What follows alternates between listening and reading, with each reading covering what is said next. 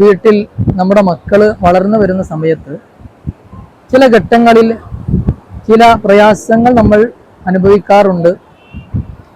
മറ്റൊന്നുമല്ല, കുട്ടികൾ ആവശ്യപ്പെട്ട സാധനങ്ങൾ വാങ്ങിക്കൊടുക്കാൻ പറ്റാത്ത സാഹചര്യങ്ങളിലാണ് അധികവും പ്രശ്നങ്ങൾ ഉണ്ടാകാറുള്ളത്.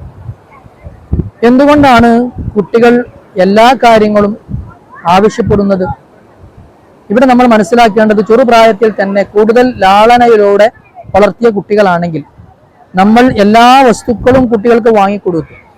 പിന്നീട് ഏതെങ്കിലും സാഹചര്യങ്ങളിൽ നമുക്ക് വാങ്ങിക്കൊടുക്കാൻ പറ്റാത്ത അവസ്ഥ വരുമ്പോൾ കുട്ടികൾക്ക് എന്ത് ചെയ്യും? കുട്ടികൾ അതിനുവേണ്ടി വാശി പിടിച്ച് കരയും.